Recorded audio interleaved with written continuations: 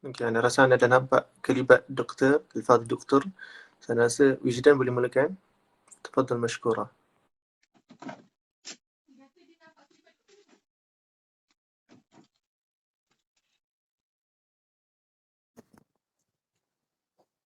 أعوذ بالله من الشيطان الرجيم. بسم الله الرحمن الرحيم. الحمد لله رب العالمين، الصلاة والسلام على أشرف الأنبياء والمرسلين وعلى آله وصحبه أجمعين. السلام عليكم ورحمة الله وبركاته.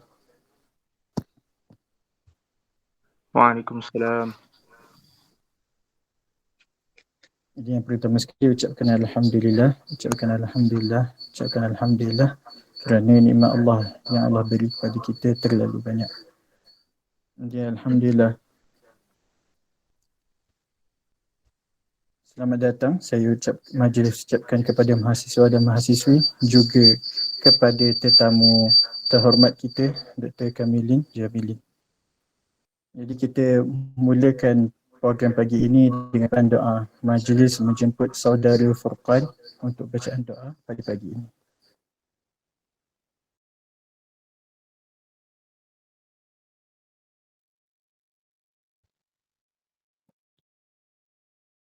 Bismillahirrahmanirrahim.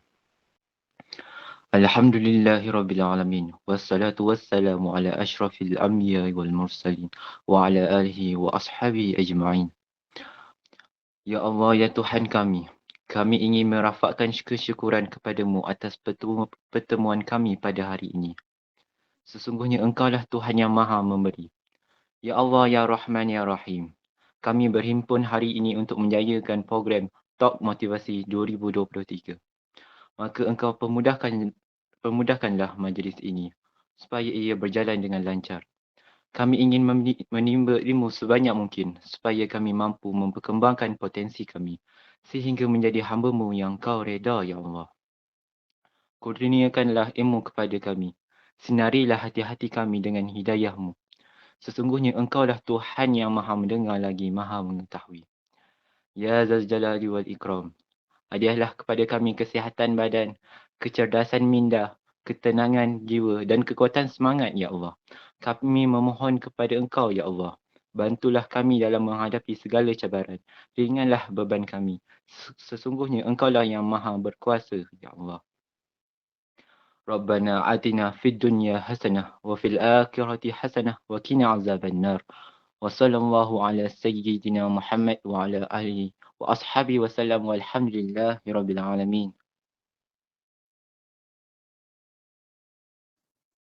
Amin ya rabbal alamin. Majlis mengucapkan terima kasih kepada saudara Furqan atas bacaan doa itu tadi.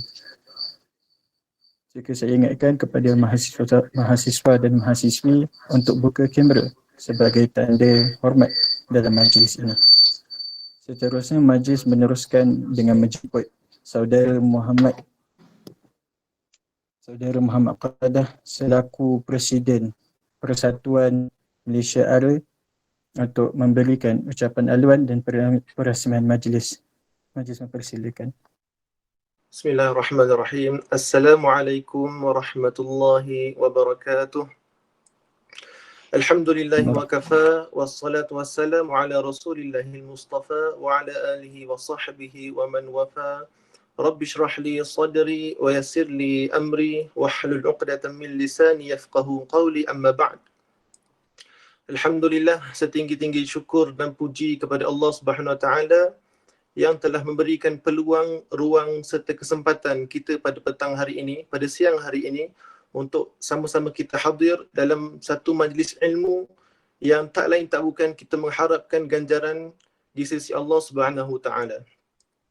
Terima kasih anda ucapkan kepada saudara moderator majlis, saudara Wijdan, yang saya hormati barisan kepimpinan Persatuan Mahasiswa Malaysia Ara, barisan esko-esko, ahli majlis tertinggi, mahasiswa-mahasiswi, hadirin hadirat, serta semua yang hadir menjayakan program kita pada hari ini.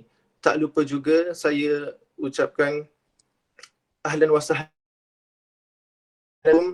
kepada Al-Fadhil Mukarram, sahibus samahah, Dr. Kamilin Jamilin, hafizahullah wa sadada khuttah. Ahlan wa sahlan Ustazuna. Ahlan wa sahlan. Waalaikumsalam warahmatullahi wabarakatuh.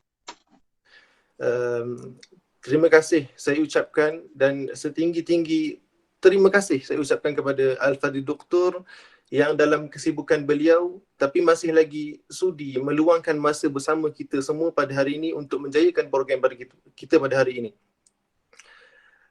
Walaupun program kita pada hari ini dijalankan secara atas talian sahaja, tapi saya yakin kita semua bersatu hati dan teguh semangat untuk sama-sama menjayakan program pada hari ini. Saya tak bercadang untuk bercakap lebih panjang daripada ini. Sebelum saya merasmikan program kita pada hari ini, saya menyeru kepada semua hadirin dan hadirat untuk memberikan fokus yang semaksimum mungkin dengan apa yang akan disampaikan oleh Al-Fadhil Ustaz untuk kita jadikan panduan dalam kehidupan kita pada masa akan datang. Oleh itu, dengan lafaz Bismillahirrahmanirrahim, saya Muhammad Qatadah bin Muhammad Nasaruddin, Presiden Persatuan Mahasiswa Malaysia Ara, merasmikan program motivasi dan cabaran belajar di luar negara pada hari ini. Sekian, wabillahi taufiq wa hidayah. Wassalamualaikum warahmatullahi wabarakatuh. Waalaikumsalam warahmatullahi wabarakatuh. Majlis mengucapkan ribuan terima kasih kepada Muhammad Qatadah selaku Tuan Presiden Permia. Seterusnya, sebelum majlis menyerahkan kepada Dr. Kamilin bin Jamilin, izinkan saya untuk menceritakan sedikit biodata tentang beliau. Nama beliau Dr. Kamilin bin Jamilin. Dr. Kamilin Jamilin merupakan ahli Majlis Fatwa Malaysia Persekutuan dan Perlis Termuda. Beliau mendapat pendidikan ijazah sarjana muda dalam bidang hadis daripada Universiti Islam Madinah UIM dengan kepujian kelas pertama pada tahun 2008. Seterusnya beliau memperoleh ijazah sarjana dalam bidang hadis dan tafsir di Universiti King Saud, Riyadh, Arab Saudi pada tahun 2013 dengan kepujian kelas pertama.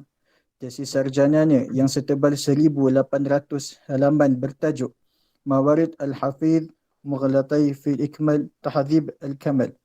Beliau kemudiannya memperolehi ijazah Dr. Falsafah PhD dalam bidang hadis Al-Jarh wal Ta'dil di Universiti Islam Malaysia dengan keputusan cemerlang kelas pertama. Tesisnya yang setebal 1,500 halaman bertajuk Madlul Mustalah Laysa bil Qawi wa Laysa bil Qawi Inda Abi Haytham Al-Razi Muwaqaranah Ma'am Al-Aimah Al-Mutaqaddimin Dirasah Tatbiqiyah. Beliau menyandang jawatan Esko Penerbitan Negeri Perlis dan kini merupakan pengerusi Akademi Al-Khair. Beliau aktif dalam bidang penulisan berkaitan ilmu hadis dan telah menerbitkan banyak kertas kerja. Jadi saya ingatkan sekali lagi bagi para hadirin dan hadirat untuk membuka kamera sebagai tanda hormat kita dalam majlis ini. Dan diharapkan kepada semua untuk kekal fokus dan ambil dan manfaatkan peluang yang ada, manfaatkan segala peluang yang akan diberikan dan mengutip segala kata-kata mutiara daripada beliau. Dengan ini majlis mempersilakan Dr. Kamilin Jamilin. Tafaddal mashkura. Baik, Assalamualaikum warahmatullahi wabarakatuh. Suaranya jelas ke? Waalaikumsalam. Jelas. Baik, Alhamdulillah. Wabillahi wassalatu wassalamu ala rasulillah wa ala alihi wa ashabihi wa man walah. Rabbi syrah li sadri wa yassir li amri wahlul 'uqdatam min lisani yafqahu qawli, amma ba'd. Alhamdulillah, syukur kita kepada Allah pada petang yang mulia ini di waktu Malaysia. Di sana saya faham tengah hari lebih kurang. Kita dapat bertemu dengan pelajar-pelajar. Saya tak tahu macam nak menyebutnya, Ibrahim Chechen ke apa, universiti kan, ataupun macam mana sebutan Chechen tu, daripada Turki. Terima kasih banyak di atas jemputan yang diusahakan oleh Al-Fadhil Al-Ustaz Engku Nu'man, Masya Allah, dan juga kepada pihak moderator pihak yang berusaha untuk menjayakan pertemuan kita pada petang ini. Alhamdulillah. Sebenarnya bila mana ada panggilan-panggilan daripada pelajar-pelajar yang saya difahamkan semuanya berlatar belakangkan pelajar syariah ataupun jurusan agama lah. Saya kurang pasti di sana, di Turki ni bagaimana, adakah di bawah jurusan pelajar syariah tu dia ada pelbagai cabang lain, ataupun syariah yang dimaksudkan di sana ni pengkhususan dia kepada ilmu fiqh ataupun usulnya, ataupun dia masuk sekali ilmu hadis, usuluddin dan pelbagai rangkum agama, wallahu alam. Tapi alhamdulillah kita berada dalam satu akar yang samalah. Senang cerita jurusan pengajian agama. Dan Al-Imam Syafi'i rahmatullahi alaih bila mana bertemu dengan penuntut-penuntut ilmu agama, maka dia akan mengucapkan marhaban bi wasiyyati Rasulillah. Ini juga yang diucapkan oleh sahabat-sahabat Nabi SAW bila bertemu dengan penuntut-penuntut ilmu yang datang daripada jauh untuk bertemu dengan mereka, menimba hadis-hadis Nabi, ilmu-ilmu sunnah, ilmu-ilmu agama, maka mereka akan mengucapkan selamat datang kepada para wasiat Nabi SAW, sebab mereka yang belajar agama, yang menimba ilmu syariah, yang menimba ilmu agama ni, hakikatnya mereka adalah menimba legasi yang ditinggalkan oleh Nabi SAW yang disebutkan dalam hadis riwayat Abi Daud. Nabi kata, wa innal anbiya'a lam yuwarrithu dinaran wala dirhama wa innama warrathul ilm faman akhadahu akhadha bihadhin wafir. Yang mana Nabi kata para anbiya ini mereka tidak ada mewariskan ilmu, tidak mewariskan harta, tak ada dinar, emas, perak, wang ringgit, tak ada. Tetapi mereka mewariskan ilmu, legasi ilmu yang mereka tinggalkan kepada kita, dan Nabi kata siapa yang mengambilnya maka mereka telah mengambil satu bahagian yang besar. Dan itulah tugasan dan juga keuntungan para penuntut ilmu syar'i yang sangat-sangat diperlukan oleh manusia, masyarakat kita pada zaman ini. Dikala zaman yang penuh dengan kejahilan, yang mana di zaman manusia samar-samar, mereka merasakan yang batil itu sebagai yang hak. Mereka tidak tahu yang hak itu, mereka sangka hak itu sebagai batil. Yang di akhir zaman ini penuh dengan kekeliruan, penuh dengan kesamaran, penuh dengan kejahilan. Maka di sinilah terletak betapa pentingnya kita menimba ilmu syar'i. Sampai disebutkan oleh para ulama juga, keperluan manusia terhadap ilmu agama ini lebih tinggi ataupun lebih mencengkam daripada keperluan manusia kepada makan dan minum. Sebab makan dan minum ni menjamin keselamatan kita di dunia, tetapi ilmu agama ini menjamin keselamatan kita di dunia dan juga di akhirat. Jadi alhamdulillah, saya juga ketika berhubungan dengan Syekh Engku Nu'man yang menceritakan bahawa situasi pelbagai pelajar Malaysia yang berada di Turki sekarang di universiti di sana ni ada pelbagai. Ada yang mungkin pasang surut itu ada naik turun semangatnya, ada yang mungkin ada kegagalan, ada yang macam-macam situasi yang perlukan kepada kita panggil recharge. Itu adalah sifat manusia. Manusia ni memang dia akan ada naik turun. Sebab tu Nabi SAW dalam hadis riwayat Ahmad kata, istaqimu walan tuhsu. Cubalah kalian untuk beristiqamah tetapi kamu tidak akan mampu. Sebab sebagai manusia ni memang ada perasaan. So bila ada perasaan itu, kita akan dipengaruhi oleh macam-macam faktor, dipengaruhi oleh macam-macam sentimen. Kadang-kadang kita gembira, kadang-kadang kita sedih, kadang-kadang kita marah, kadang-kadang kita takut, kadang-kadang kita kecewa. Macam-macam perasaan yang kadang-kadang boleh mempengaruhi corak kita menuntut ilmu.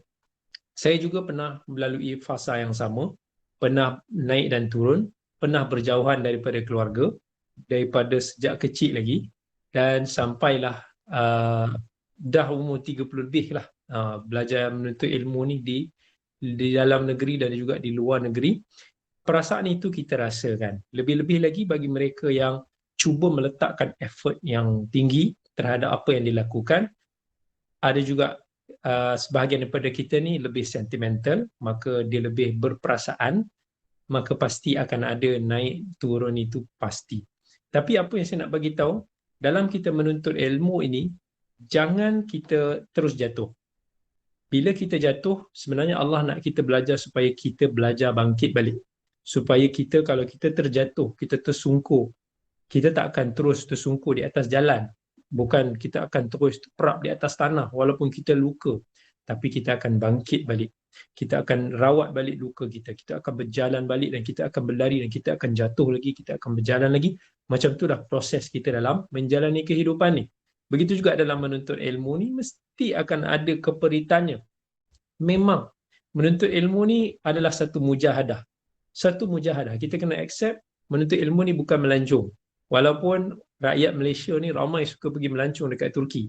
Tetapi beza perasaan orang yang pergi melancong dengan orang yang pergi menuntut ilmu, belajar, duduk di sana, mendiami di sana, dia tak akan sama dengan orang melancong. Orang melancong ni dia hanya pergi, dia akan tengok benda-benda yang happy-happy, yang cantik-cantik sebab tujuan mereka cuma untuk bergembira dalam masa yang singkat. Tapi bagi para penuntut ilmu kat sana, mereka akan duduk di sana bertahun-tahun, mereka akan melihat sisi positif, sisi negatif, mereka akan lihat pelbagai sisi-sisi yang orang luar tak nampak. Jadi mestilah perasaan itu akan pelbagai, tapi bila kita belajar, kita akan terus berjalan dan kita akan terus berjalan. Dulu masa saya pergi belajar di Universiti Islam Madinah, perasaan yang sama juga. Dan sebab asalnya saya dulu bukan daripada jurusan pelajar agama. Asalnya masa sebelum masuk ke Madinah dulu, saya adalah pelajar jurusan architecture. Pelajar seni bina, minat pada melukis itu tinggi. So dah masuk itu dah impian, idaman yang kita nak masuk. Masa tu kita tak tahu lagi apa itu ilmu agama, kita tak tahu apa itu syariah, kita tak tahu apa ilmu hadis, Quran dan sebagainya. Tapi panjang ceritanya adalah macam mana akhirnya Allah pilih juga untuk kita masuk mengaji di sana. So bila kita dah sampai ke sana, baru kita nampak, oh macam ni belajar rupanya. Macam ni rupanya belajar hadis macam ni. Belajar bahasa Arab macam ni, kawan-kawan yang pelbagai. Di sana juga Allah rezekikan kepada kita untuk berkenalan dengan kawan-kawan yang pelbagai negara. Ada lebih daripada 160 negara ketika itu. So macam-macam perangai, macam-macam fikrah, macam-macam budaya yang kita terpaksa kena belajar ataupun kita kena cuba asimilasi. So kita belajar, kita cuba untuk nak bertoleransi, kita belajar. Itu pengalaman yang sangat-sangat menarik yang kita tak akan dapat. So bila mana adik-adik semua ni berada di Turki, jangan kita hanya fikir pada satu sudut, satu angle sahaja. Sebab bila kita menimba ilmu ni, dia ada satu ilmu yang kita panggil sebagai ilmu di atas kertas. Dan yang kedua, kita menimba ilmu kehidupan, ilmu pengalaman. Macam mana kita berinteraksi dengan masyarakat yang pelbagai, macam mana kita berkawan, macam mana kita hidup, macam mana kita mendisiplinkan diri kita, macam mana kita melihat dunia ini. Itu semua adalah satu penimbaan ilmu yang Al-Imam Syafi'i rahmatullahi alaih galakkan. Dalam satu syairnya dia kata, "Tagharrab 'anil awtani wa safir, fa fil asfari khamsu fawaid, tafarruju hammun wa iktisabu ma'ishatin wa ilmun wa adabun wa suhbatu majidi." Tiba-tiba syair ni dia melintas dalam kepala saya. Ini syair yang 20 lebih tahun dululah hafal masa belajar dekat Madinah tu. Imam Syafi'i dia kata, pergi belajar jauh daripada negara kita, keluar. Tagharrab 'anil awtani wasafir, pergi musafir. Fa fil asfari khamsu fawaid. Ketika kita mengembara itu kita akan dapat paling kurang ada 5 faedah. Tafarruju hammun, kita akan dapat mengubati kedukaan kita. Waqtisabu ma'ishatin, kita dapat menimba rezeki. Wa ilmun, kita dapat menimba ilmu. Wa adabun, kita belajar tentang adab, etika, personality, karakter. Wa suhbatu majidin, dan kita juga dapat bersahabat dengan orang-orang yang mulia. Kita dapat berguru dengan guru-guru yang hebat, kita dapat bertemu dengan kawan-kawan yang baik. So itu adalah antara kepentingan kelebihan kita belajar menimba ilmu ke luar negara. Tapi bila mana Allah sebut dalam Quran, kalau kita buka surah Taubah, Allah ada sebut dalam pertengahan surah itu ada satu ayat yang mana Allah kata, falaula nafara kullu min firqatin minhum ta'ifatun liyatafaqahu fid din wa liyunziru qaumahum idza raja'u ilaihim la'allahum yahdharun. Allah tengah cerita di awal surah, di pertengahan surah, di akhir surah, Allah cerita tentang jihad, tentang peperangan. Surah Taubah, surah Anfal tu memang cerita tentang peperangan. Tiba-tiba dalam cerita-cerita tentang jihad, peperangan itu, di pertengahan surah itu terselit satu ayat yang Allah kata, Kalaulah boleh ada sekelompok daripada kamu yang tak pergi keluar berperang, tetapi mereka terus menimba ilmu, dan kemudian mereka ini pulang kepada masyarakat, kepada kaum mereka untuk mengajar kepada mereka agama, semoga-moga mereka mengambil peringatan. So Allah tetap tekankan tentang aspek menimba ilmu ini. Allah letak di dalam tengah-tengah surah At-Taubah yang dikelilingi oleh ayat-ayat tentang jihad sebagai satu isyarat kepada kita bahawa menimba ilmu ini, talabul ilmi, adalah sebahagian daripada jihad. Sebahagian daripada jihad. Maksudnya, bila kita pergi berjihad, kita akan mengorbankan nyawa kita, kita akan mengorbankan harta kita, kita akan mengorbankan minat kita, keseronokan kita, macam-macam yang kita akan korbankan, perasaan kita. Begitu juga dalam menuntut ilmu, walaupun mungkin taklah sampai ke tahap kita mengorbankan nyawa, tetapi kita akan menghabiskan wang ringgit yang banyak, kita akan berjauhan daripada keluarga, kita akan berperang dengan emosi kita, kita mungkin akan jatuh dan bangun, sama ada secara fizikal ataupun maknawi, tetapi dia mengandungi ada persamaan antara talabul ilm, menimba ilmu ini, dengan jihad. So, kita kena ambil that spirit, kita tahu belajar ini bukan mudah. Sebab kata para ulama, kita belajar ni, kalaulah diri kita ni hanya bagi sebahagian daripada jiwa kita, usaha kita, ilmu itu dia tak akan bagi kita apa-apa. Tapi dalam nak menimba ilmu, kita kena bagi semua apa yang kita ada, barulah ilmu tu akan bagi secebis, akan bagi separuh nilai ilmu tu kepada kita. So menimba ilmu ini bukan senang. Al-ilmu la yunalu birahatil jasad. Dalam muqaddimah Sahih Muslim, ayah kepada Yahya bin Abi Kathir sebut bahawa ilmu ini tak akan diperolehi dengan kerehatan badan. Walaupun pada zaman ini, cuba bayangkan, kita boleh bertemu dengan mudah. Dan online saja, saya di Malaysia, adik-adik semua di Turki, kita boleh bertemu. Mungkin mood kelas pengajian pun dah canggih sekarang ni. Home assignment, nak buat tugasan, nak buat research, nak cari maklumat, bahan semua sekarang ni ada di hujung jari. Kita boleh baca di internet, di handphone kita, di gadget kita, di laptop kita, kita boleh dapatkan dengan mudah. Cuba kita baca balik kisah-kisah biografi para ulama dulu. Macam mana mereka menimba ilmu, punya susah, punya lama, punya sukar, tetapi cuba kita tengok hasil dia. Dan kita tanya kepada diri kita balik, kenapa kita yang dah hidup dengan teknologi yang serba canggih, yang ilmu itu mudah untuk nak kita dapatkan di hujung jari kita, tetapi hasil dia, kualiti dia, kita tak mampu nak dapat macam mana yang para ulama zaman dulu ni boleh dapat. Kenapa ulama dulu ni hebat-hebat? Maklumat-maklumat, kefaqihan mereka, ketajaman akal mereka, ketakwaan mereka, disiplin mereka jauh lebih dahsyat berbanding dengan kita pada hari ini. Ini sama-sama kita renungkan. Dan ini juga antara persoalan yang saya sendiri pernah bertanya kepada diri masa saya pernah down, masa belajar dulu. Masa pernah 1 tahun pertama.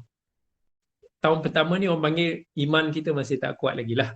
Yalah, sebab kita baru, kita tak berapa tahu lagi apa-apa. Kita punya, kita tak kuat lagi, tak strong lagi. Jadi pernah satu masa tu, saya diuji lah. Setiap orang ada macam-macam ujian. Salah satu ujiannya, dululah, subhanallah, masa awal-awal dulu kita belajar dulu, kita masih ada lagi tabiat orang Malaysia lah. Tabiat orang Melayu. Orang Melayu ni apa dia tabiat dia? Dia masuk kelas, dia kalau boleh dia tak nak masuk yang paling awal lah. Kalau dia masuk kelas pun, dia akan cari seat-seat kat belakang tu. Dia cuba nak elakkan soft depan, dia tak nak duduk soft kedua, dia tak nak kat depan-depan. Kalau lecturer tanya ada siapa-siapa ada soalan, biasanya pelajar Melayu yang tak angkat tangan lah. Dia akan tunggu orang lain angkat tangan, dia tengok orang lain angkat tangan. Itu biasa yang kita tengok. Betul ataupun tak? Jadi, kita pun ada mind yang sama dululah. Yalah, kita dibesarkan kat Malaysia kan. Tapi, bila saya tengok ada pelajar-pelajar daripada luar-luar negara, macam-macam negara ni, terbalik. Bila datang ke kelas, diorang nak rebut seat yang baris yang pertama tu. Ataupun baris yang kedua tu, yang baris depan tu mereka akan rebut. So mereka akan datang awal. Bila mereka datang awal, mereka akan berebut. Jadi mereka akan datang setengah jam lebih awal, mereka akan datang 20 minit lagi awal untuk nak berebut tempat yang pertama. Normal kawan-kawan kita daripada Malaysia ni lenggang-lenggang kangkung dia tak kisah. Nanti dah tengok, oh Syekh dah masuk. Bila Syekh masuk baru dia pun masuk duduk kat belakang sekali. Itu dah biasa. Lepas tu bila saya tengok pelajar-pelajar daripada luar negara ni, dia aktif bertanya soalan. Kadang-kadang Syekh tu tengah bercakap, dia tanya soalan. Kadang-kadang dia tengah angkat tangan. Pantang bagi peluang fi as'ilah, angkat tangan sampai Syekh tak tahu nak pilih yang mana satu. Bukan setakat tu, sampailah Syekh keluar daripada bilik kelas tu, sampai Syekh nak pergi ke office dia ataupun pergi ke kereta dia, berkumpul lah beberapa pelajar ni, ikut sambil bertanya, Syekh sambil menjawab, slow berjalan tu sampai ke kereta dia. Macam tu hari-hari.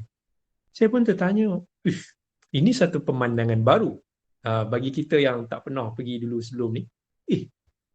Aneh ini pemandangan ni. Kita tak jumpa dekat Malaysia. Orang yang belajar tu sampai begitu sekali dia punya excited ataupun kegairahan dia untuk nak bertanya, menimba ilmu. Sampai satu hari, saya kata okey, kita kena ubah diri. Inilah penuntut ilmu yang sebenar. Hakala talibul ilm. Yang kita kena ubah. Kalau kita nak jadi talibul ilm, kalau kita masih stuck dalam negativity yang lama, macam mana kita nak improve? So saya mulai hari itu saya berazam, especially pada SEM yang kedua, saya tak akan lambat lagi datang ke kelas. Saya tak akan masuk kelas selepas Syekh masuk, dan saya akan cuba always akan rebut yang paling depan. Alhamdulillah, everyday dapat seat yang paling depan. Maksudnya memang berhadapan betul-betul lah dengan meja Syekh ataupun meja lecturer. So kita usaha dan every kelas saya akan buat satu nota. Aku buat nota. Sebab dalam kepala saya kena set bahawa kita kalau boleh kena depend pada nota sendiri, pada kita punya penimbaan ilmu sendiri. Kawan-kawan di Malaysia yang kelas-kelas yang lain ataupun dalam kelas yang sama memang tak cantik lah. Nanti nak dekat exam, ada tak salinan nak pergi photostat lah? Lepas tu kita bagi je lah. Dah bagi photostat, dapat photostat dia kata dia tak faham lah. Nanti boleh tak tolong ajarkan? Okey lah, kita ajarkan. Tapi itu kita akan tengok normal majority sikap-sikap pelajar Melayu kita. So kalau kita nak jadi orang yang extraordinary, kita kena buat sesuatu yang extraordinary. Tak boleh buat something yang sama dengan everyone. Jadi kita kena lain lah. So kita kena, kalau kawan-kawan kita datang pukul 8, kita tak boleh datang pukul 8, kita akan sama dengan mereka. So kita datang 7.20, 7.30, 7.40, kita datang lebih awal. Kalau kawan-kawan kita tak buat nota, kita buat nota. Biar kita jangan fikir senang je dia peciplak Mereka tak usaha nanti tiba-tiba fotokopi senang ya. Itu semua lantak. Yang penting kita kualiti diri kita. Sebab apa? Nanti saya akan cerita apa hasilnya. Okey. Lepas tu saya nak cerita tentang kekecewaan, salah satu kekecewaan masa tu. So bayangkan hari-hari kita datang awal, study macam nak rak, tulis nota. Ada satu subjek ni, seorang syekh ni dia sangat-sangat strict, sangat garang. Tak ada senyum, tapi dia sangat padu, Masya Allah. Lepas tu, bila dia, satu hari tu, qadarullah, saya nak tolong beli shawarma untuk kawan yang demam. Bawa naik motor, accident. Tangan patah, tangan kanan yang patah. So bila tangan patah tu, tangan ni tak boleh menulis. Bayangkan saya nak cuba tulis dengan tangan simen, menitik air mata jugalah, sakit dan juga hampa. Aku ni target nak tulis nota, tak dapat tulis nota dah sebab tangan dah tak boleh menulis. Bila tulis guna tangan kiri, dia jadi tak faham apa yang kita tulis dah. Dah lah lambat. Lepas tu bila tulis jadi hodoh. Yalah, tangan kiri kita tak biasa menulis. Menangis. Lepas seminggu kita ada ujian, midterm. Bila buat ujian midterm tu, kita dah study macam nak betul-betul dah study. Tiba-tiba kita boleh jawab soalan, tapi kita tak boleh nak menulis dengan laju. Sebab tangan masa tu tengah sakit ataupun tengah baru patah lah. So tulis dengan tangan kiri. Slow tulis tapi boleh jawab. Tapi siap. Cuma bila mana Syekh tu nak ambil kertas, kita kata tinggal nama je kita tak sempat tulis. Nak tulis nama saja. Syekh tu dia diam, lepas tu dia ambil kertas orang lain. Lepas tu bila Syekh tu dah pergi depan, kita nak hantar kertas, dia dah tak nak terima. Kenapa dia tak nak terima? Dia kata, kalaulah aku nak ambil kertas, kau tak bagi, habis masa. So kita kata, Syekh, aku patah tangan kan? Aku patah tangan. Memanglah takkanlah tak boleh faham. Kita terlambat sikit tu dia buat isyarat macam tu je. Maksudnya, khalas. Dah tak ada lah. So masa tu, bayangkan kita kehilangan kertas midterm. Kita ikut Syekh tu, jumpa dia sampai pergi kelas lah. Tolonglah terima kertas ni kan. Kita boleh jawab ni nama dia tak nak terima. Dia tak pertimbangkan pun. Kita masa tu rasa sedih. Sebab apa? Kita dah usaha yang terbaik. Kita duduk depan lecturer hari-hari, tak pernah lambat, tak pernah ponteng. Dan kita boleh jawab semua dengan baik. Tiba-tiba hanya kerana kita sakit. Yang mana sakit kita tu bukan kita pilih. Tapi Syekh tu tak nak pertimbangkan. Kita hampa. Pasal apa kita kata, Syekh ni mengajar aku hadis. Sepatutnya, dialah orang yang akhlak dia macam Nabi sikit lah. Ada toleransi, ada hikmahnya, ada sifat lemah lembutnya. Tapi yang ini pun dia tak boleh nak pertimbangkan. Rasa macam dah fed up lah masa tu. Itu je masa tu kita tengah aim nak belajar, nak dapat markah tinggi-tinggi. Tiba-tiba subjek itu terkacau sebabkan midterm kita tak diterima. Down. Masa tu memang rasa macam fed up lah, macam dah kecewa lah. Sampai masa tu kita pun sambil-sambil tempoh bertenang tu, kita ada baca kisah-kisah para ulama, dengar kisah-kisah para ulama. Masa tu baru kita terbaca kisah para ulama yang belajar dulu, yang diuji lebih dahsyat daripada kita. Antaranya lah, panjang kalau nak cerita, tapi antaranya kisah Ibnu Abi Hatim.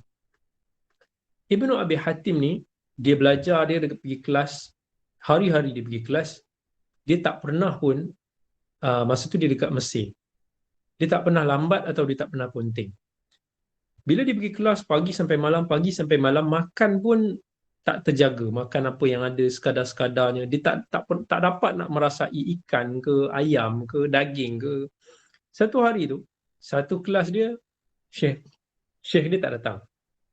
Sakit, orang kata Syekh dia tak sihat. So dia ambil peluang tu, dia balik je ke rumah, dia pergi ke pasar, dia pergi beli ikan. So dia pergi cari ikan, dia balik baru dia nak masak ikan tu, tiba-tiba orang kata Syekh dia dah sampai. Dia tinggalkan ikan tu, dia pergi. Kalau kita lah dah lapar macam tu, kita mesti makan dulu kan. Dia pergi tinggal. Sampailah esoknya, baru dia balik ke rumah dia, ikan dia tu dah mula berbau. Tapi sebabkan dia tak ada masa, dia nak kejar kelas dia yang lain, tapi dia dah lapar yang amat sangat, dia makan ikan dia tu mentah-mentah. Dah lapar sangat. Ayah dia Abu Hatim pernah diuji, dia belajar. Salah satunya ni kisah dia dekat Turki. Sebab dulu dia ada pergi dekat Antakya. So dia pergi ke Antakya, dia pergi ke Tarsus. Yang mana dekat kawasan-kawasan tu, dia dah tak ada duit. Dia tak ada duit nak belajar, dia pergi dengan kawan dia. 2 hari dia tak dapat makan apa-apa. Sampaikan dia kena jual baju-baju dia piece by piece dia jual. Lepas daripada tu, hari ketiga, kawan dia, roommate dia ajak dia pergi ke kelas. Dia kata, aku dah tak larat dah. Dah terlalu lapar, dah tak ada tenaga nak pergi ke kelas. Kawan dia tengok, dia kata, aku ada 1 dirham. Aku bagi kau separuh. Aku separuh. Pergilah beli makanan. Dia pergi beli makanan. Belum lagi kisah Abu Hatim, ayah dia ni pergi. Yang dia nak, dalam 6 tahun proses tu, 6 tahun dia belajar, dia kata yang fasa pertama dia belajar, macam kita mungkin degree lah zaman tu. Dia pergi merantau berjalan kaki. Yang berjalan kaki itu dengan kiraan 1,000 farsakh. 1,000 farsakh ni lebih kurang saya kira pada zaman sekarang ni hampir-hampir 6,000 kilometer. 6,000 kilometer dia berjalan. Boleh tengok semenanjung tanah Arab, masuk sikit Iraq, masuk sikit Iran, masuk sikit Palestin punya bumi, masuk sikit Turki.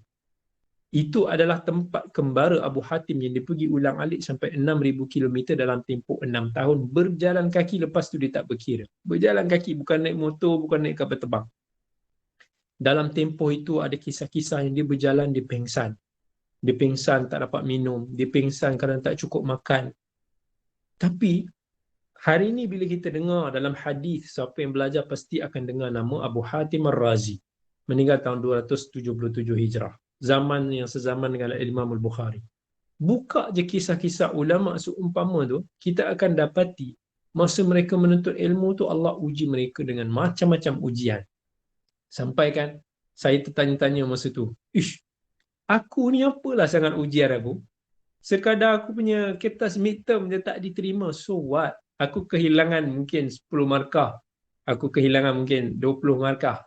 Tapi ilmu tu kita dapat. Kita tahu kita dapat belajar. Kita tahu kita study elok. Kita tahu benda tu ada dalam kepala kita, ada dalam diri kita.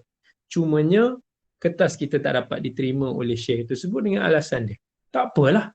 Tapi kita dapat. Apalah sangat ujian ini banding dengan ujian yang dilalui oleh ulama dulu.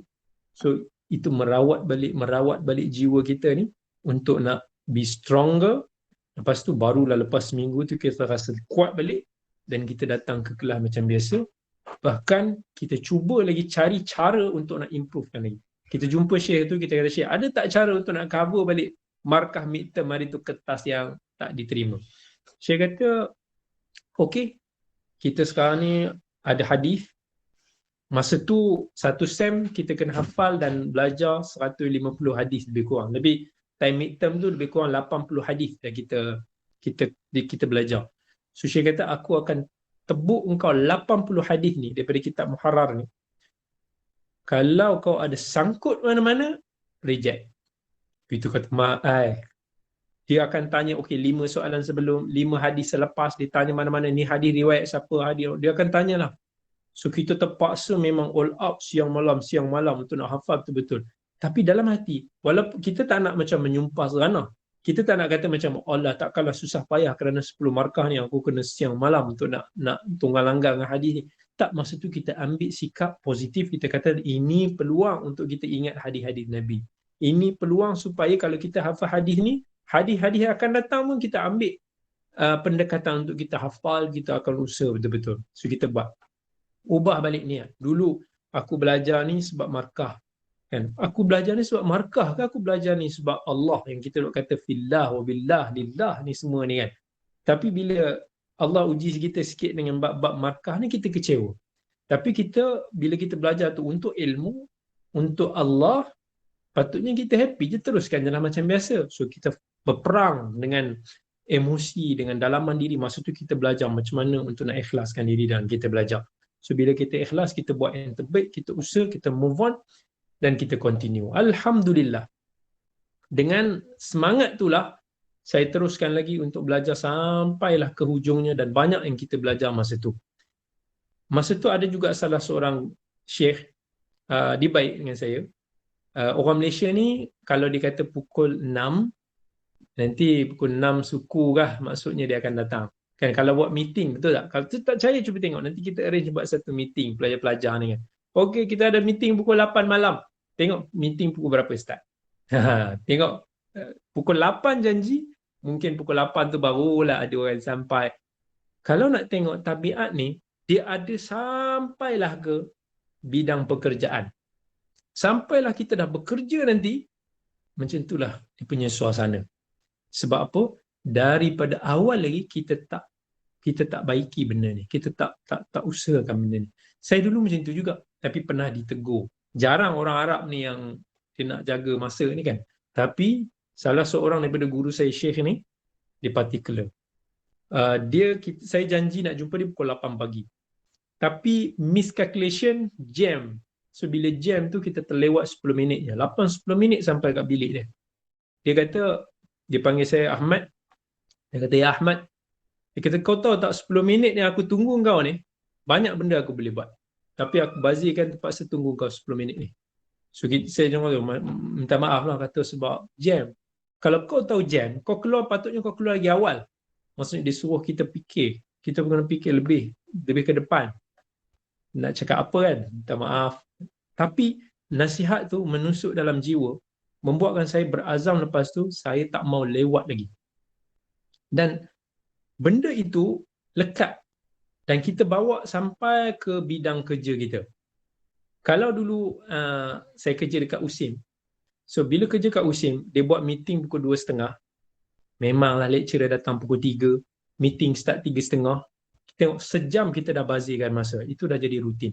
Tapi walaupun kita tahu benda itu memang orang akan datang lambat, tapi kalau kata meeting tu 2.30, 2.20 saya sudah ada dekat dalam bilik tu. Walaupun dalam bilik tu gelap, kita seorang, kita duduk baca dulu buku apa-apa, yang penting kita tak mau dikenali sebagai orang yang lambat.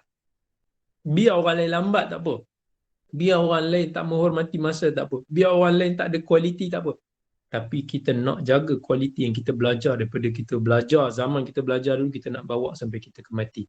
Itu yang kita nak baiki diri kita dalam proses kita menimba ilmu ni. Kalau tak, sampai bila? Cuba tengok bukan nak kata kita ni biasa bermuamalat dengan orang-orang agama. Ini kritikan sikit lah kepada orang-orang agama ni. Orang agama ni, kita akan tengok, bukan semua, tapi ramai daripada mereka ni kurang profesional dia. Itu yang kita rasa macam agak kecewa. Ni saya cerita ni bila mengajar dekat USIM dulu. Ni tempat saya cakap lah. Fakulti Quran Sunnah, nama Fakulti Quran dan Sunnah. Tapi pelajar-pelajar dia terkenal dengan kalau nak compare dengan fakulti-fakulti lain lah, fakulti yang engineering ke, fakulti ekonomi ke, fakulti yang tu, bila sampaikan antara lecturer-lecturer, antara pihak-pihak pentadbir universiti ni, bila ada masalah berlaku di kalangan pelajar Fakulti Quran Sunnah, apa dia berkata? Dia berkata, oh, patutlah pelajar Quran Sunnah rupanya. Macam seolah dia dah kata macam, oh dah well known, Quran Sunnah ni memang macam tu lah masalah dia.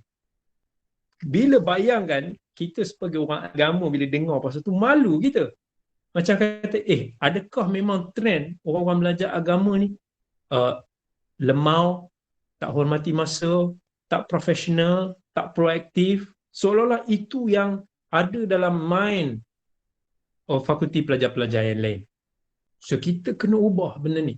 Maksudnya sebagai pelajar daripada zaman kita belajar ni, now kita kena set kita punya mind untuk baiki diri kita dan juga society pelajar-pelajar Melayu kita yang ada sekarang ni, supaya jangan kita tahu nanti bila kita nak buat macam tu akan kawan-kawan akan kata poyo lah, apalah, semangat kau lah, apa semua kan.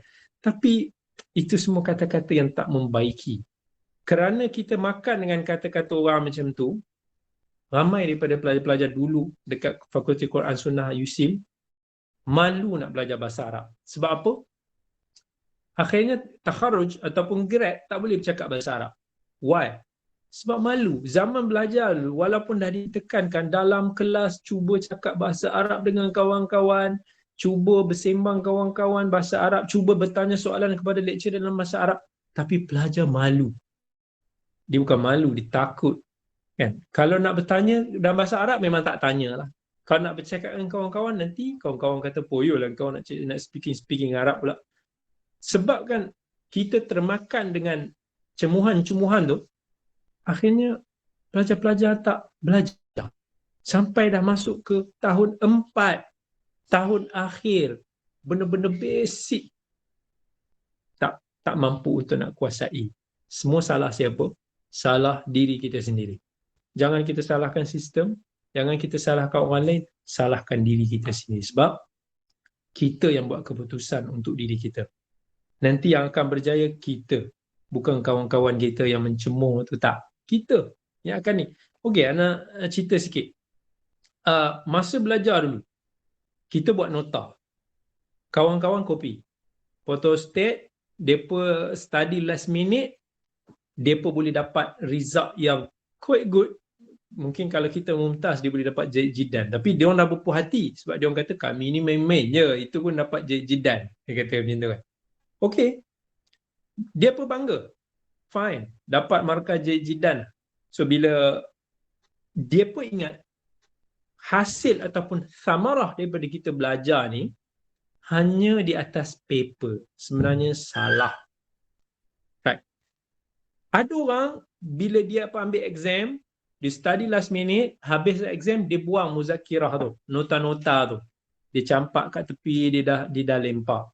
Kemudian dia dapat good result, dia ingat itulah ilmu. Salah. Kat mana salahnya? Right. Okay, ada orang dia disiplin. Masa dia belajar siang malam, dia belajar siang malam. Tapi mungkin result dia dapat jidan yang sama dengan kawan-kawan dia yang belajar last minute, yang loklak-loklak tu. Yes. Okay. Pelajar seorang ni, dia tepati masa. Dia buat macam-macam benda-benda yang sepatutnya dia buat. Walaupun mungkin result dia lebih kurang sama dengan kawan-kawan dia malas tadi ni, tapi bila samarah dia datang, samarah dia akan datang selepas zaman kita belajar. Selepas zaman kita grad nanti. Di mana? Masa kita bekerja. Masa kita bekerja, adakah kita menjaga masa? Adakah kita akan spend effort kita? Adakah kita akan ada kualiti diri kita, personality kita, karakter kita, sikap kita? Kalaulah perangai kita sama je macam masa kita belajar dulu, pemalas, last minute, suka biar orang lain buat kerja, kita cuma nak tumpah hasil kerja orang, kat situ kita akan nampak hasil dia down. Tapi pelajar yang sederhana ni tadi, yang usaha yang ada kualiti dia, slow, tapi bila selepas dia belajar dia masih maintain dia punya kualiti tu, kat situlah dia akan dapat hasil dia. Dan itu saya dah melihat ramai di kalangan kawan-kawan dululah. Sampai sekarang, mana pelajar yang menyinar, mana sekarang yang sudah menjadi tokoh-tokoh, yang menjadi cendekiawan, yang menjadi orang yang menyumbang kepada masyarakat, kepada bidang dia, kawan-kawan yang ni dulu ni. Walaupun mungkin result dia biasa-biasa, tetapi kualiti tu dibawa sampai dia bekerja, ketika mana dia sedang bekerja. Yang mana yang last minute, yang hanya ni, walaupun masa tu dia dapat good result, tapi sekarang down. Entah ke mana. Sebab apa?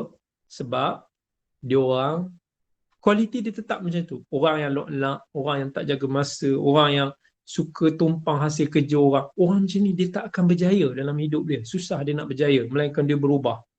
Jadi ini yang saya bagi tahu. Daripada sekarang, kita yang akan tentukan keputusan siapa yang kita nak jadi, apa yang kita nak ubah diri kita. Hari ke hari kita ubah diri kita ke arah yang lebih baik. Dan bila kita belajar, jangan hanya melihat kepada atas kertas mata-mata yang saya sebutkan, tetapi lebih daripada tu. Sebab bila kita belajar ni, jangan niat untuk nak jadi mufti, jangan niat untuk nak menjadi popular, nak menjadi apa pun. Kita niat satu, untuk mengatasi kejahilan diri kita. Maksudnya kita tahu kita ni jahil, kita nak rawat kejahilan kita supaya kita boleh jadi hamba Allah yang lebih baik. Kita boleh jadi Muslim yang lebih baik. Kita boleh menjadi insan yang lebih berkualiti. Dan kemudian kita belajar ni sebab keseronokan kepuasan kita dalam menimba ilmu. Kalau tak ada dua ciri-ciri ni, jangan mimpi kita akan menjadi siapa-siapa. Kita bukan nak jadi siapa-siapa, kita nak jadi hamba Allah yang taat. Itu je. Bukan bila kita belajar ni, kita nak bergaduh dengan orang, bukan kita nak bercakap dengan orang, bukan kita nak menerakakan orang, bukan kita nak apa-apa pun yang ni. Kita belajar ni, niat kita satu, baiki diri kita. Kalaulah ada kelebihan diri kita sikit, kita tarik orang sikit, sama-sama. Tapi set dalam mind, kita always talibul ilm, sampailah kita mati nanti. Bukan masa kita dah grad, kita seronok orang panggil kita ustaz, orang panggil kita, orang nampak. No. Kita bukan itu tujuan kita. Biar orang tak kenal kita tak apa. Biar orang tak respect kita tak apa. Asalkan kita tahu antara kita dengan Allah macam mana kita jaga hubungan kita. Antara kita dengan manusia macam mana kita jaga hubungan kita. Al-Imamu Ahmad bin Hanbal, dia dah jadi tokoh yang hebat, ulama yang cukup terkenal pada zaman dia, tapi dia masih dilihat berlari ke sana, berlari ke sini, bawa catatan, menulis. Sebab apa? Sebab dia masih lagi dahagakan ilmu walaupun dia sudah menjadi tokoh yang terbilang. Sampai ke anak murid tanya, "Ya Syekh, kamu ni adalah Imam Ahmad. Siapa tak kenal kamu? Level kamu di mana? Tapi kenapa kami nampak kamu duk terkejar sana, duk menulis sana, menulis sini?" Dia kata satu ibarat dia yang sangat terkenal. Dia kata, daripada buayan sampai ke liang lahat, tugas aku talibul ilm. Belajar, belajar, belajar, belajar, belajar.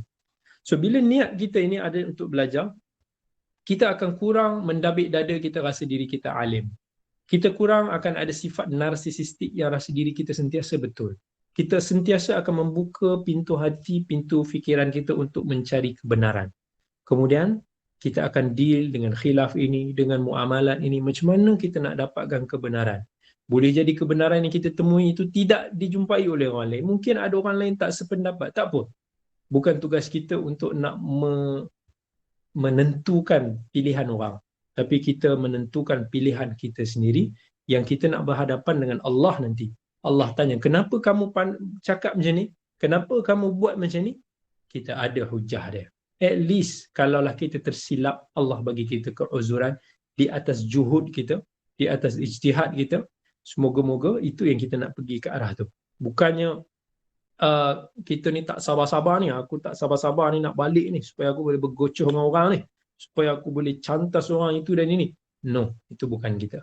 Tapi kita belajar, ingat nak baiki. Tak apa, lepas ni walaupun pelajar syariah balik tak semesti balik jadi mufti. It's not necessary. Ada yang balik dia boleh jadi usahawan, ada yang balik dia boleh jadi macam-macam. Nak jadi apa pun jadi. Sebab kita belajar ilmu agama ni bukan untuk jawatan, bukan untuk wang ringgit, bukan untuk habuan, bukan untuk kedudukan. Itu bukan apa niat apa yang kita nak belajar. Kita belajar ni hanya semata-mata nak tambah ilmu, nak baiki diri kita, nak jadikan diri kita lebih baik, lebih berilmu. That's it. Kemudian nak cari career apa dalam kehidupan, up to you. Tak kisah, tak ada masalah. Nak jadi penebar roti canai pun boleh. Nak jadi penjual kereta pun boleh. No problem. Sebab itu semua career dunia. Macam mana kita nak survive, macam mana kita nak cari nafkah, macam mana kita nak membina kehidupan kita. Tetapi akhirat kita satu benda yang lain. Jangan kita gunakan akhirat kita untuk dunia kita, tapi kita gunakan dunia kita ni untuk akhirat kita. Itu nasihat yang Ana boleh sampaikan kepada para penuntut ilmu. Pegang betul-betul nasihat ni, sebab satu hari nanti antum akan bergelumang dengan godaan-godaan yang besar, cabaran-cabaran yang besar. Bila balik dalam masyarakat akan ada banyak ujian-ujian. Percayalah, bila kita balik nanti, ujian dia bukan satu dua, bukan setakat kita gagal ataupun tak. Masa tu kita akan diuji dengan harta benda, kita akan diuji dengan ketamakan, kita akan diuji dengan sum'ah, kita akan diuji dengan family kita, kita akan diuji dengan komitmen kita, masa kita dan sebagainya. Jauh lebih dahsyat ujian-ujian kita hadapi pada masa tu. Tapi kita tahu, selagi mana kita jaga ilmu agama kita ni jadi satu benda yang tak boleh dijual beli, dan kita bukannya nak gunakannya sebagai batu loncatan untuk kita dapat apa-apa habuan dunia, insya-Allah kita akan berjaya di mana juga kita berada. Jadilah apa-apa. Jangan, Ana selalu bagi pesan pada orang, jangan belajar ilmu agama ni untuk career semata-mata. Nak jadikan sebagai career is okay, tapi jangan jadikan itu semata-mata. Tapi apa yang kita belajar ni dia sebagai satu panduan kepada diri kita. Kemudian satu hari nanti, Ustaz, saya nak jadi doktor, perubatan, silakan. Ada kesempatan, ada wang ringgit, ada ni, pergi belajar benda lain. Nak pergi jadi pengembara, pergi jadi pengembara. Siapa yang balik kemudian nanti dia nak belajar jadi kontraktor, jadi kontraktor, tak ada masalah. Tapi dia dah belajar ilmu agama, yang dia belajar ni tertanam dalam diri dia, moga menjadi satu keimanan bagi diri supaya dia jadi hamba Allah yang saleh. Moga dia dapat pandu keluarga dia, dia pandu kawan-kawan dia dapat pandu masyarakat dia. That's it. Kalau kita tengok Abdullah Ibn Mubarak, saya ada tulis buku Ibn Mubarak tu kan yang baru. Ibn Mubarak ni adalah seorang tokoh milioner yang kaya raya yang teramat. Bayangkan harta dia sahaja lebih daripada 400 juta ringgit nilai dia pada zaman sekarang. Tapi siapa dia? Dia adalah seorang ahli hadis yang sangat hebat pada zaman ni. Berapa banyak karya-karya ditulis. Dia seorang ahli fiqh yang sangat ulung pada zaman ini. Betapa banyak karya-karya dia. Seorang ahli bahasa Arab, seorang ilmuwan lah kita kata. Tetapi pada masa yang sama, dia juga adalah seorang mujahid yang berperang selang setahun, berperang dengan Rom, berperang dengan ini. Selang setahun dia akan menunaikan haji, dia akan sponsor orang, dia dermawan yang teramat sangat. Bayangkan macam mana Allah berkati hidup dia. Dia bukan sekadar seorang ilmuwan yang hebat, tapi dalam dunia dia pun dia ada seorang yang sangat-sangat hebat. Seorang tycoon, seorang peniaga yang sangat hebat, seorang zahid, seorang yang mana dia punya quranak dia punya kawan-kawan dia yang zaman yang hebat-hebat, Fudail bin Iyad, Sufyan al-Thawri, Sufyan bin Uyainah, Abdurrahman bin Mahdi, ini zaman-zaman dia ni dulu. Semua mengidamkan untuk jadi macam dia. Semua macam kata, wow, Allah bagi dia segala kebaikan. Kita ni kadang-kadang kita tengok ada orang Allah bagi dia ilmu, dia alim, dia seorang yang hebat daripada sudut ilmuan, tapi mungkin dia miskin. Ada orang Allah jadikan dia kaya tapi dia tak ada ilmu pula, ataupun kurang daripada sudut tu. Ada orang berilmu, akhlak tak ada. Ada orang berakhlak, ilmu tak ada. So macam-macam. Tapi Ibnu Mubarak ni Allah macam nak bless dia. Sampai ulama kata dia ni jarang Allah nak munculkan orang macam dia. Sebab dia ada segala macam kebaikan. Semua orang nak jadi macam dia. Zuhud dia, taqwa dia, dunia dia, semua dia Masya Allah dia ada. Ini adalah salah satu daripada idola, contoh yang kita boleh jadikan sebagai inspirasi kita. Nasihat anak ialah para penuntut ilmu banyakkan baca kisah-kisah biografi para ulama supaya kita ada satu role model, yang kita ada someone yang kita look up, yang kita cuba untuk nak telusuri jalan dia. Aku nak cuba jadi macam dia. Itu yang kita kena cuba. So pilih salah satu tokoh. Ana pilih Abdullah bin Mubarak. Ana ada tulis buku dia sebab itu adalah kisah ulama yang paling memberikan inspirasi. Mungkin antum ada kisah ulama yang lebih dekat di hati. Mungkin ada yang nak pilih Al-Imam Al-Bukhari, ada yang nak pilih Yaqub bin Syaibah, ada yang nak pilih Al-Imam Syafi'i, siapa-siapa. Terpulang.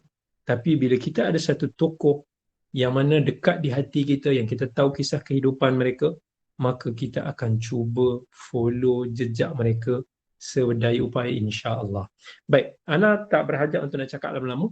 Lebih baik kita ada sikit masa untuk kalau ada soal jawab, ada yang nak berbincang atau memberikan buah fikiran, kita buka ahlan wa sahlan. Jadi setakat itu dulu ana berhenti. Assalamualaikum warahmatullahi wabarakatuh.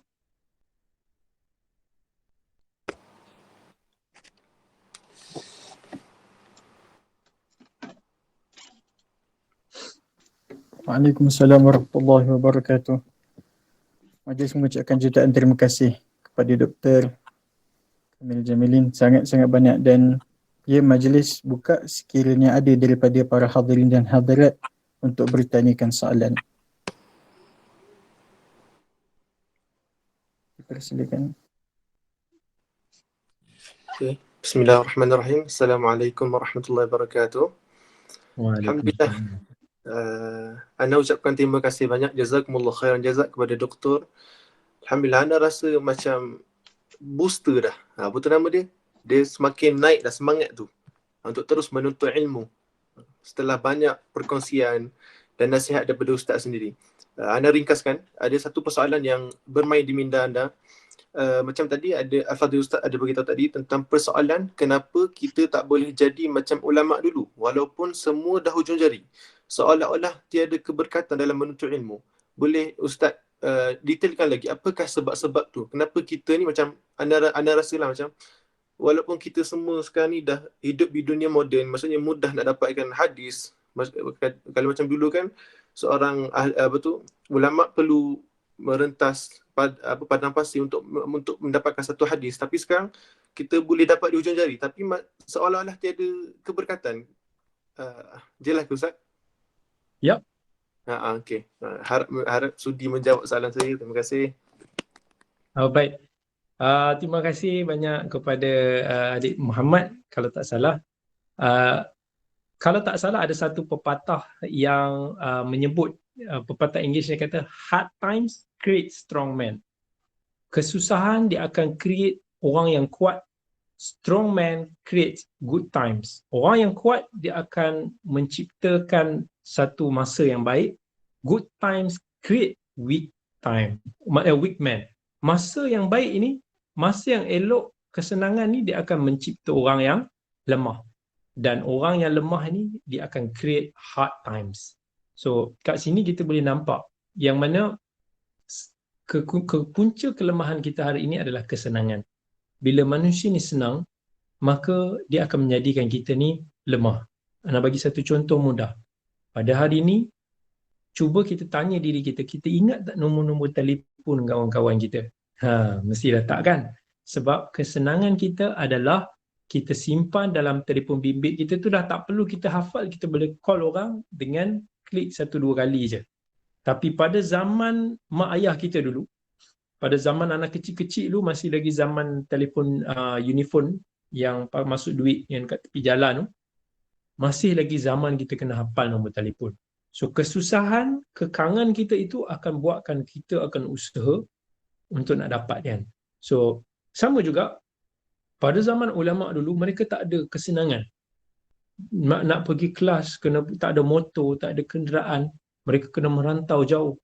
Mereka nak dapatkan maklumat tu yang mudah adalah mereka hafal. Daripada kecil mereka dah hafal. Umur 7 tahun dah mula hafal Quran. Di zaman sekolah rendah dah mula hafal mutun-mutun. Bila dah zaman sekolah menengah dah mula hafal kitab yang lebih-lebih besar. Kemudian lepas daripada 18 tahun tu dah macam, sebenarnya dah macam jadi mufti. Sebab tu Imam Syafi'i, umur dia 18 tahun, guru dia boleh suruh dia memberi fatwa dekat Mekah. Sebenarnya bukan Imam Syafi'i sahaja, tapi kalau kita tengok ramai daripada para ulama zaman itu, itulah kebiasaan hidup mereka. Cuba kita tanya balik di usia kita sekarang 20 tahun ke, berapa tahun yang umur kita ni. Adakah Al-Quran itu ada dalam kepala kita? Adakah berapa banyak hadis-hadis Nabi yang ada dalam kepala kita? Belum lagi kita tanya tentang mutun ilmiah, belum kita tanya tentang at least mukhtasarat, kitab-kitab ringkas yang kita nak ingat ataupun hafal. Kita akan tanya what for? Sekarang ni semua sudah ada dalam kitab, kita boleh cari, buat apa kita nak hafal-hafal lagi? Nampak? Kesenangan telah menciptakan manusia yang lemah. Tapi zaman dulu, mereka tak ada cara. Nak mudah, mereka kena telan semua. So mereka telan, mereka dari kecil, sistem mereka begitu. Dalam kepala ni ada beratus-ratus ribu hadis. Dia kena hafal dengan jalan-jalan. Barulah mereka senang nak bagi maklumat.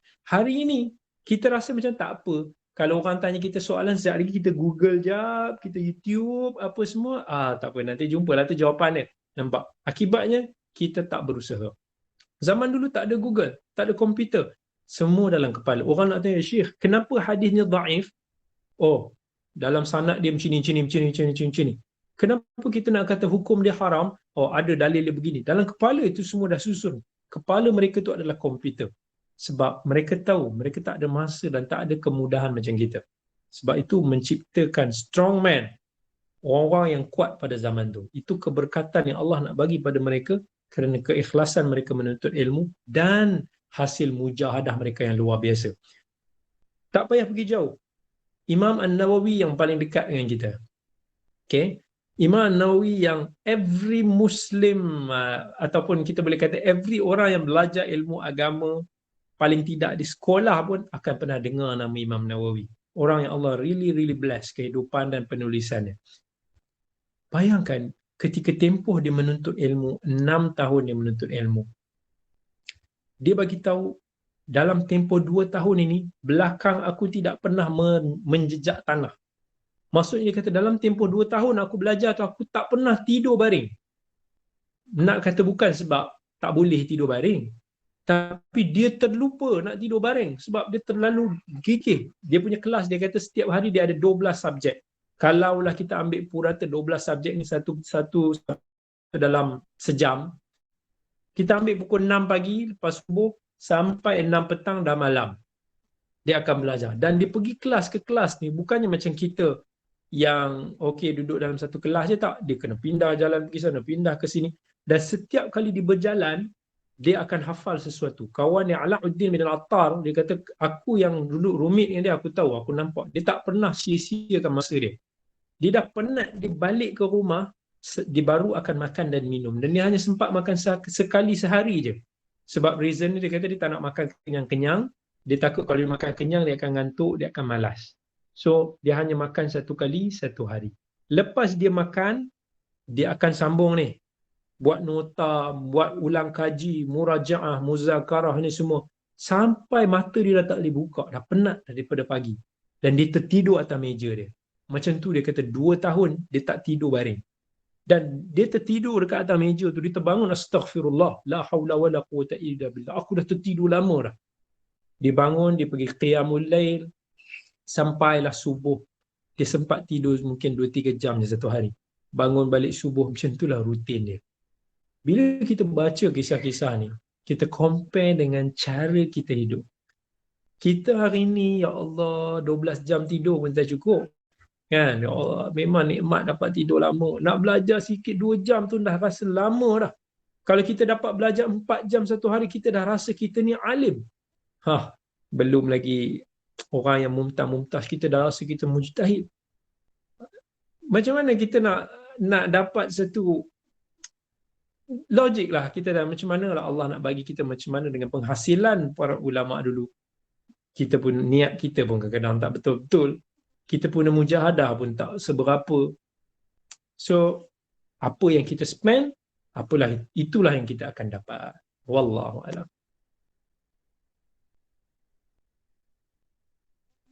Jazakallah khairan jazak Ustaz. Alhamdulillah. Ya. Sangat menjawab soalan. Terima kasih Ustaz. Jadi siapa lagi yang nak bertanyakan soalan, dipersilakan. Saya, bismillahirrahmanirrahim. Terima kasih atas perkongsian yang menarik, sangat menarik daripada Dr. Jamilin. Saya ada satu soalan. Dia lebih berkait tentang circle yang toksik. Sebab circle yang toksik ni sedikit sebanyak dia akan mengganggu juga kita dalam pembelajaran sebagai penuntut ilmu. Okey, jadi apakah solusi ataupun langkah dalam kita menghadapi cabaran itulah orang-orang yang toksik di sekeliling kita? Okey. Cabaran dia adalah, memang sebagai pelajar Melayu dekat luar negara, cabaran paling besar sebenarnya adalah circle. Kalau kita dengar mana-mana pun tempat lah, even kalau dulu kita dengar pelajar Mesir, kenapa banyak pelajar Mesir yang gagal? Sebab apa? Mereka ni duduk dalam circle yang salah. Kadang-kadang mereka ni suka duduk dengan kawan-kawan yang tak pergi kelas. Yang dia rasa macam usrah lagi penting daripada pergi kelas. Sampai kan tak tahu kelas kat mana melainkan nak exam. Apa punya kehidupan talibul ilm, kelas pun tak tahu sampai dah berbulan-bulan. Itu sebagai salah satu contoh. Masa anak dia belajar dekat Madinah dulu, pun circle dia ada begitu juga. Tapi kita decide. Okey, contoh nak bagi satu contoh mudah. Dalam circle kami dulu, biasanya pelajar-pelajar ni dia akan masak ramai-ramai lepas balik kelas. Dulu Zohor tu habis kelas, so pukul 1 macam tu habis kelas. Lepas tu mereka akan balik asrama, mereka akan masak ramai-ramai lah, pelajar Malaysia. So ada satu dorm asrama ni nak masak ramai-ramai, dia pun nak masak, nak tunggu ni balik, nak tunggu ni, nak makan tu dah pukul 3 lebih lah, nak dekat asar lah. So nak rasa macam it's wasting my time nak menunggu lama-lama macam tu. Sedangkan untuk nak makan anak yang tak cerewet ni, 20 minit boleh settle. Anak balik rumah, anak nasi, anak ada dah masak lauk 1000 tahun. Masak yang maksudnya seminggu sekali masak, masuk dalam freezer je keluar. Anak dah settle makan. Tak membazir masa, anak boleh rehat, bangun, kita nak pergi haram boleh, kita nak buat ulang kaji boleh. A lot of time yang kita boleh jimatkan masa. So anak decide untuk tak join circle tu bukan sebab sombong apa, tapi sebabkan kita rasa masa kita dapat digunakan lebih baik dalam benda yang lain. So kata Imam Syafi'i, an-nasu da'un wa da'un nasi qurbuhum wa fi i'tizalihim qat'ul mawaddati. Manusia ni memang penyakit, dan bila kita akan dapat penyakit bila kita selalu mendekati mereka. Tapi dilema dia adalah wa fi i'tizalihim qat'ul mawaddati. Kalau kita menjauhi mereka ni macam boleh merenggangkan perhubungan. So kita akan tersepit. Nanti kalau kita tak selalu, nanti orang kata kita ni sombong, orang kata kita ni tak nak berkawan dan sebagainya. So kita try to balance. Kita create masa yang bermanfaat untuk kita, tapi kita kena ada juga create masa yang mana silaturahim tu kita jaga. ukhuwah kita tetap kita jaga. Ada masa juga untuk kita dengan kawan-kawan, tapi kita tahu apa masa yang valuable untuk kita. Dan circle toxic ni, percayalah, dia akan mengganggu kita sampailah, bukan masa kita belajar, sampai ke sekarang. Pasti akan ada orang-orang yang toksik di sekeliling kita, yang tak senang melihat kita senang, yang tak senang melihat kita berjaya, yang akan iri hati, yang akan cuba jatuhkan kita. Percayalah, itu akan wujud sampailah kita dah tua, nanti kita dah bekerja, nanti dalam lapangan dakwah dan sebagainya, orang macam ni akan ada. Tapi kita tahu, kalau kita stuck dengan mereka ni, kita tak akan ke mana.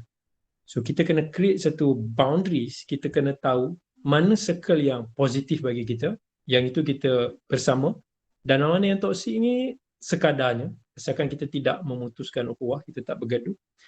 So kita decide yang mana yang terbaik. Telinga kena tebal. Orang akan mengata, tapi jalan. Wallahu a'lam. Allahu Akbar. Terima kasih Ustaz. Dan saya ingin sampaikan soalan daripada mahasiswi, iaitu apakah tips kita nak dapat keyakinan untuk berani bertanya dalam kelas?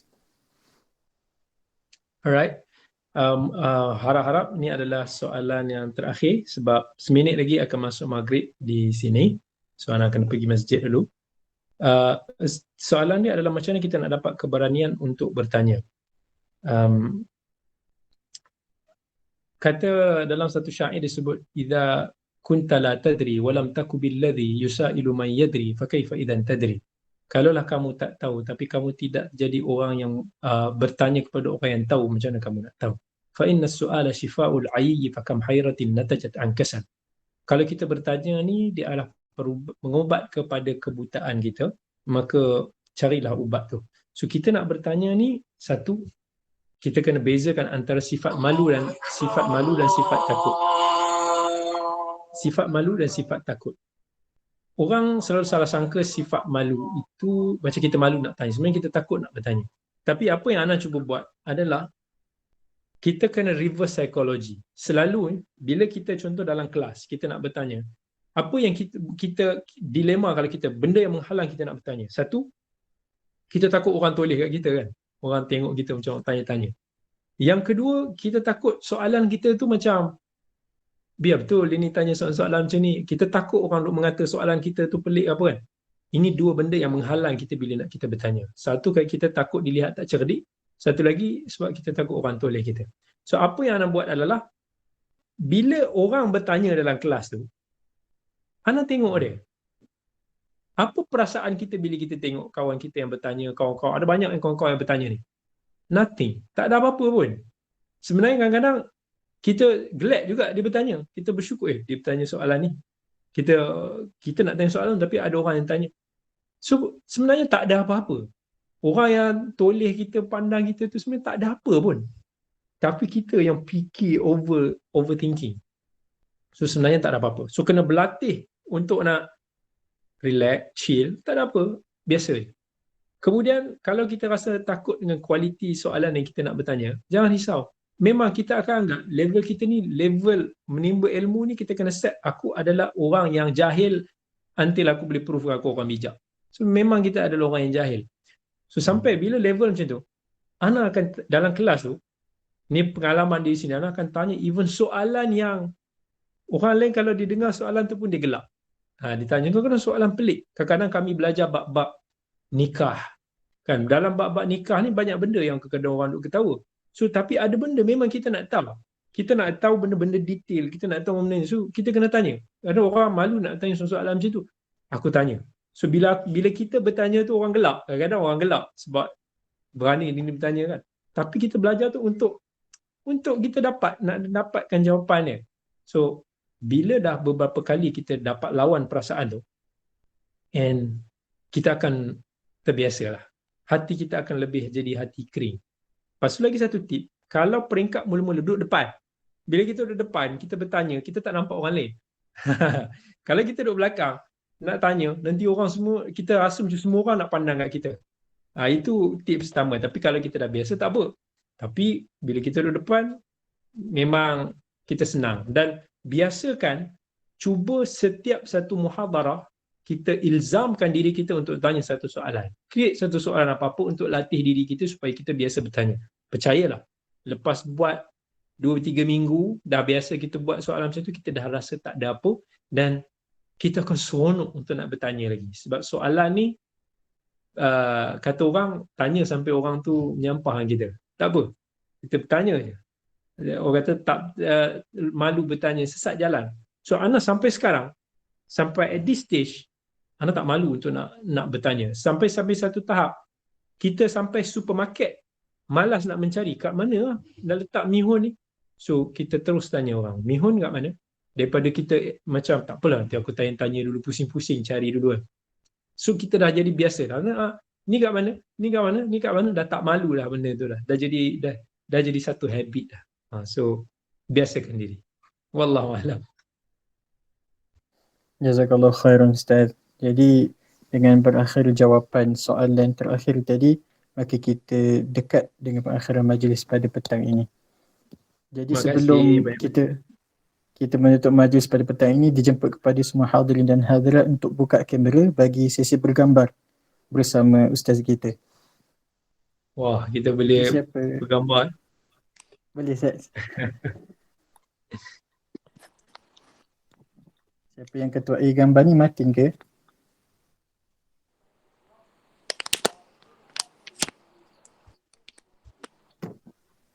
Ada yang boleh ambil screenshot? Di batu boleh ambil?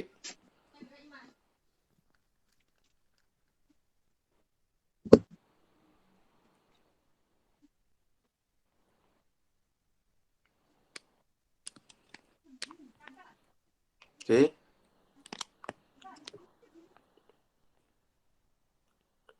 Adi Batul, sebagai meeting host, anda minta untuk tolong screenshot kita punya ni program kita kali ni. Okay, anda kira sampai 3 Standby semua. 1, 2, 3. Sekali lagi. 1, 2, 3. Okay. Bismillah. Ustaz, kalau boleh nak minta doa juga Ustaz untuk kami nanti, insya-Allah dalam 8 bulan 1 ni kita orang akan final exam kat sini. So kita nak minta jugalah doa daripada Ustaz semua. Semoga dipermudahkan urusan kami untuk menjawab periksa dan diberikan istiqamah dalam menuntut ilmu. InsyaAllah. Semoga anda doakan semoga semua berjaya. Jangan putus asa. Belajar smart, study smart lebih baik. InsyaAllah hard and smart is good. Kalau tak dapat pilihan, study smart. InsyaAllah apa pun result dia, kita berdoa sebagai Allah bagi keberkatan. Always doa pada Allah, jadikanlah aku manusia insan yang bermanfaat untuk agama, untuk keluarga, untuk ummah. Dan insyaAllah bila Allah bagi keberkatan, macam mana doa Nabi Isa AS, Rabbi ja'alni mubarakan aynama kunt. Ya Allah, jadikanlah aku diberkati di mana sahaja aku berada. So insyaAllah Allah bagi keberkatan pada exam kita, pada ilmu kita, pada apa yang kita buat dan semua, akan ada kebaikan yang Allah akan bagi banyak insyaAllah. Itu anak punya doa. Dan masing-masing juga jangan lupa untuk berdoa dan usaha, ambil asbab dia. InsyaAllah. Barakallahu fiik. Terima kasih. Jadi majlis mengucapkan ribuan terima kasih kepada semua yang hadir dan jutaan terima kasih kepada tetamu kita Ustaz Kamilin atas banyak sangat ilmu yang kami dapat pada hari ini dan menjadi batu loncatan untuk kami terus menjadi insan yang lebih baik pada hari yang akan datang. Jadi kita tutup majlis kita dengan tasbih kafarah suratul Asr. Subhanallah. Bismillahirrahmanirrahim.